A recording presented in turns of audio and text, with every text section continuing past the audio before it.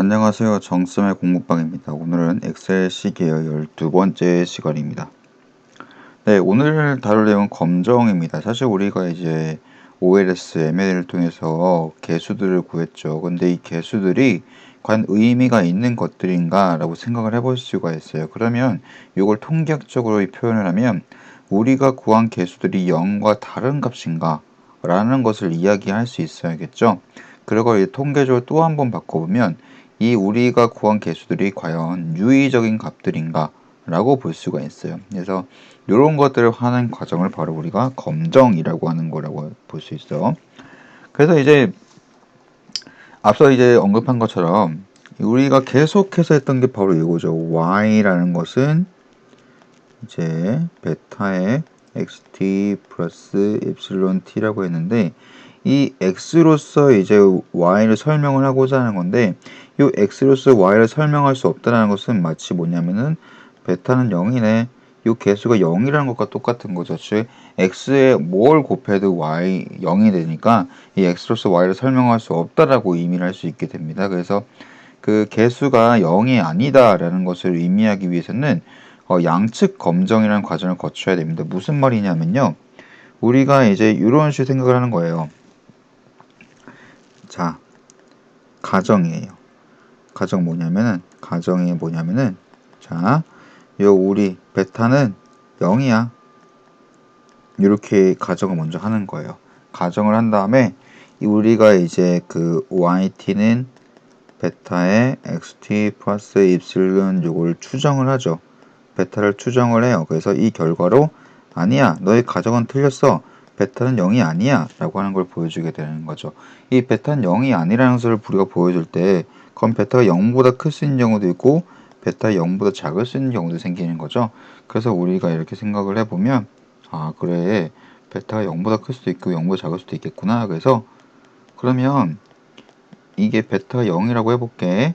자, 베타가 0이면 베타가 충분히 크거나 베타가 충분히 작으면 우리가 베타는 0이 아니구나 라고 이야기할 수 있겠구나 라고 생각을 할 수 있게 되는 것이죠.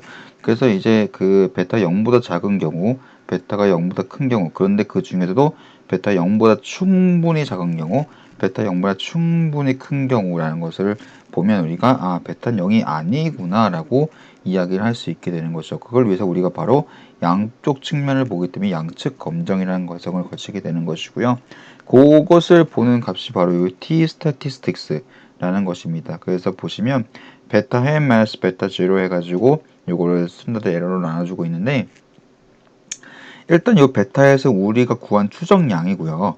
베타 제로는 여기서는 0이에요. 예, 가정을 이제 베타는 0이라고 가정을 했기 때문에 베타는 0이기 때문에 실질적으로 우리가 필요한 값은 요것만 필요하다고 보시면 될 것 같고요.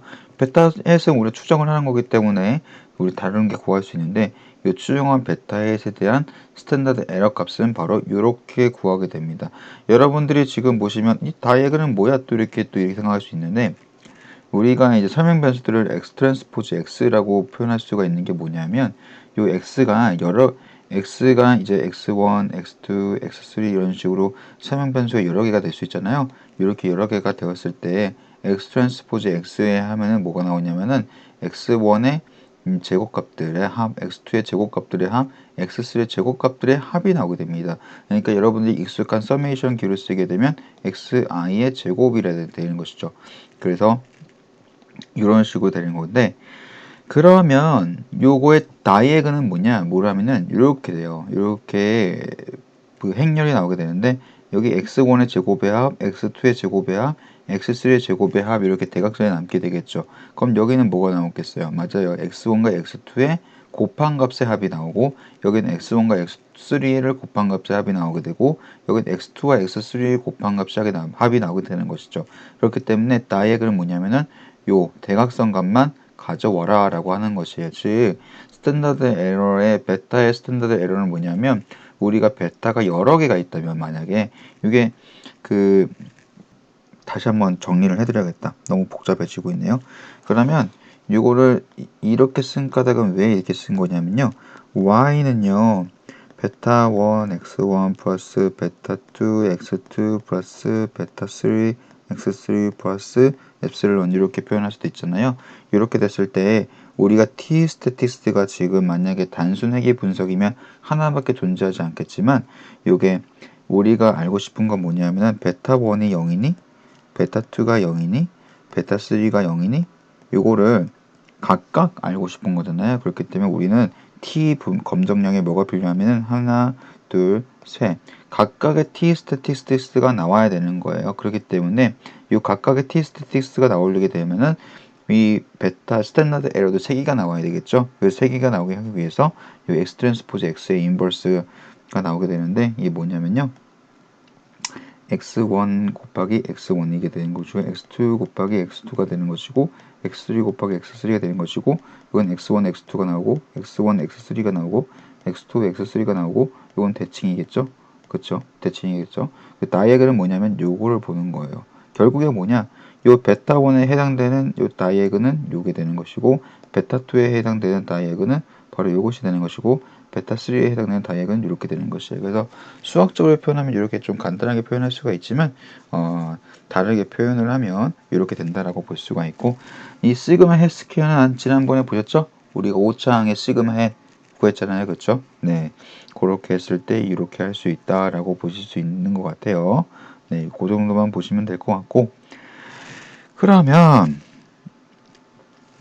우리가 이제 여기에 관련되어 있는 p 밸류가 있습니다. 이게 t 스태틱스 값이 충분히 크다고 했는데 그 충분히 크다는 게 얼마큼 크다는 건가요? 라고 볼 수가 있는데요.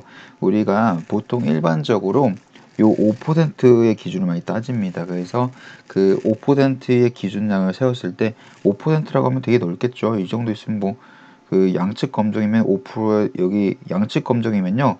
이쪽에 있는 값하고 이쪽에 있는 값하고 다 합해가지고 5%를 의미하는 것이거든요. 그러니까 2분의 5% 그리고 2분의 5%에 해당되는 값이기 때문에 엄청나게 큰 값이라고 볼 수 있어요. 그러니까 이 정도 여기에 있는 값들은 베타는 0으로 볼 거야 라는 것이고 베타가 이 정도 t 값이 이만큼이나 크면 그때부터는 베타는 0이 아니라고 할 거야.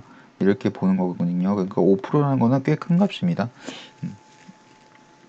반대로 말하면 95%의 경우에는 베타는 제로라고밖에 할 수가 없다라고 의미하는 것이거든요. 그래서 요 p-밸류는 요 5%를 구해주는 거예요. 즉 뭐냐면 p-밸류는요. 아까 t-스태틱스를 구했잖아요. 요 t-스태틱스를 구한 게 과연 몇 퍼센트에 해당되는지를 보여주는 거예요. 그래서 여기에 해당되는지 여기에 해당되는지 그런 것들을 보여주는 거라고 보시면 될 것 같습니다. 그리고 마지막으로 제가 이제 요거는 하나의 팁인데요. 요거 별 2개가 있고 별 3개가 있고 이렇게 가는데 일반적으로 이제 별 3개가 제일 좋은 거예요. 뭐냐면요. 요거는요. 1% 수준에서 유의하다라는 것이고요. 그리고 요거는 일반적으로 5% 수준에서 유의 그리고 요거는 15% 수준, 15%란다. 10% 수준에서 유의 이렇게 보는 것입니다. 그래서 이게 무슨 말이냐면 아까 제가 이렇게 그래프를 그려드렸잖아요. 그래서 여기서 이렇게 잘랐잖아요. 그리고 아까 제가 여기서 2분의 5%라고 말씀을 드렸었는데 2분의 5%라고 이렇게 말씀을 드렸었는데 여기는 이제 이게 요거는 이제 말 그대로 별 2개짜리인 거죠. 여기도 말 그대로 별 2개짜리인 거고 이거 조금 더 가면 이제 2분의 1%가 나오겠죠. 2분의 1%가 나올 텐데 요거는 이제 별 3개짜리 그리고 여기도 마찬가지로 이제 여기 나오면 이제 2분의 1%라고 해서 별 3개짜리가 되는 것이고 여기쯤 해가지고 뭐 이제 2분의 10%가 나오겠죠. 그래서 이거는 별 1개짜리 그래서 여기도 말 그대로 2분의 10% 해가지고 별 1개짜리가 나오겠죠. 그래서 이제 보시면 야 우리가 요거를 10% 요거를 이제 어느 정도 수준을 잡을지는 모르겠는데 이 정도 일반적으로 우리가 5%를 잡거든요. 근데 너희들이 내가 한 결과를 보면 알겠지만 요거 별 2개짜리야. 별 2개짜리면 5% 수준에서 유의하다. 그리고 야 이거는 별 3개짜리야. 그러니까 내가 5%를 넘으면 유의하다고 하는데 얘는 별 3개짜리더라고. 즉 1% 수준에도 굉장히 유의해. 그러니까 이거는 내가 일반적인 경우보다 더 믿을 만한 거야 라고 말해주는 것이고요. 별 하나짜리는 뭐냐면요. 야 이거 내가 5%를 맞춰보려고 했는데 조금 모자라. 그래도 10% 수준에서는 좀 유의한 것 같아. 그러니까 어느 정도 좀 봐줄 수 있지? 뭐 이 정도의 의미라고 보시면 될 것 같아요. 그러니까 이제 근데 이제 그 연구자마다 이걸 조금 다르게 쓰는 경우가 있어요. 그러니까 그 다르게 쓰시는 분들은 표 밑에 요 별 하나, 별 두 개, 별 세 개가 무엇을 의미하는지 적어 놓거든요. 그러니까 그거를 보시면서 판단하시면 될 것 같습니다. 그래서 일반적으로 5%라고 보시면 될 것 같고, 만약에 표에 개수 옆에 뭐 이런 게 붙어 있다. 그러면 그 표 밑에 보면 아, 나는 요 별 세 개는 1%, 별 두 개는 5%, 별 하나는 50%로 했어. 이런 식으로 이런 것들이 적혀 있을 겁니다. 네, 오늘의 이야기는 여기서 마치도록 하겠습니다. 감사합니다.